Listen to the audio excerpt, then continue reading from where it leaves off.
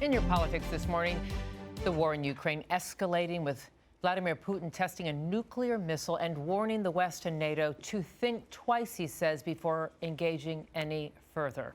Here now is Caroline Heldman, professor of critical theory and social justice at Occidental College, to put it all into perspective yet again for us on this Thursday. Good morning, Caroline. Good morning, Giselle. Great to see you. Always great to see you. Okay, Vladimir Putin continues to bombard Ukraine with vicious attacks. This as he tested an intercontinental ballistic nuclear missile, warning the West, as I just said, to NATO allies, think twice before engaging further.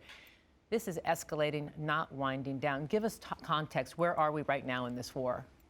Well, we've entered the second phase in that Putin has moved to the eastern part of Ukraine. He has essentially for 2 months lost what he had attempted to gain in this invasion. And so now he is trying to salvage it by intensifying his efforts in the eastern part of the country. This is important because it's the Donbas region and Crimea, which he annexed a few years ago. And so this is an effort to try to salvage this. I would say that the nuclear threat is a bluster. It would be catastrophic for Russia to engage nuclear arms at this point. Which is keeping the whole world at bay. So President Biden yesterday said it may be time for the military to readjust, his words, its position on this war. What does that mean? Well, I think it's referring to the new artillery that we are sending over. We have shifted the types of weapons that we're sending to the Ukrainians in order to fight in the east, including more helicopters and mid and long range missiles. We are in this we don't have really much of a choice, right? We're in this for the long haul because this is a symbolic battle for democracy. So what happens in Ukraine will have ripple effects for the globe in terms of standing up to authoritarian regimes.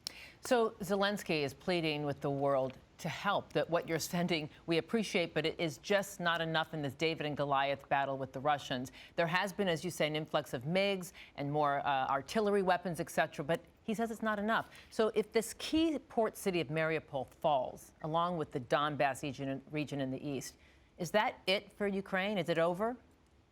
Well, Putin has lost, right, in the sense that he has shown his military to be second rate. So in some sense, Ukraine has already won a very important strategic battle here by holding on for almost 2 months.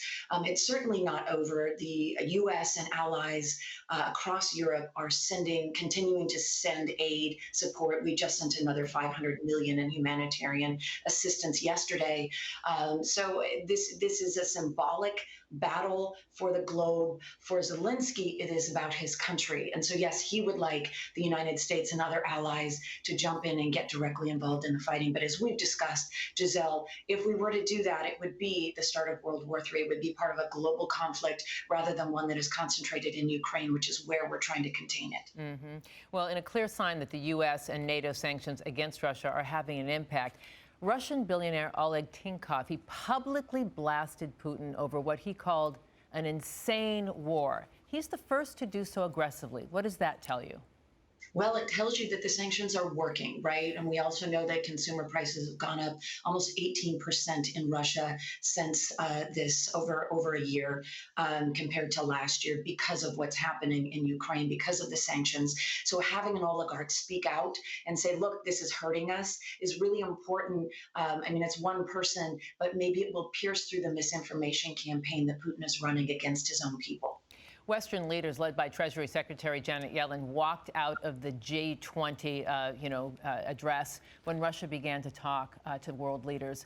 Half a dozen democratic nations walked out. China and India did not. Should the U.S. sanction India for this?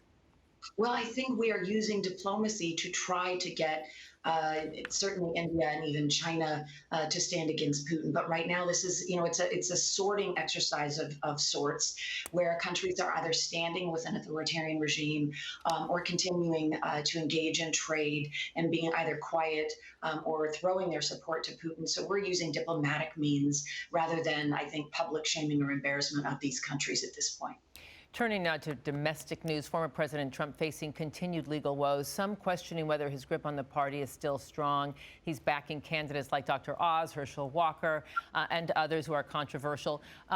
This will give us a window into his stronghold over the party. What are you hearing? That's a really great point, Giselle. I'm certainly looking at polls showing that his support has dropped in the past 6 months from about 55% down to about 45% in terms of folks who support him in his own party. You're right that he's backing candidates that are not doing well.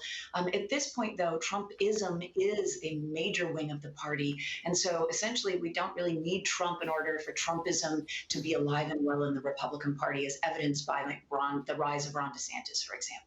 Let's talk about that. It was a Florida judge appointed by President Trump who lifted that mask mandate in Florida, saying that the CDC overstepped its authority. This defangs the Biden administration, so say many pundits. What do you say?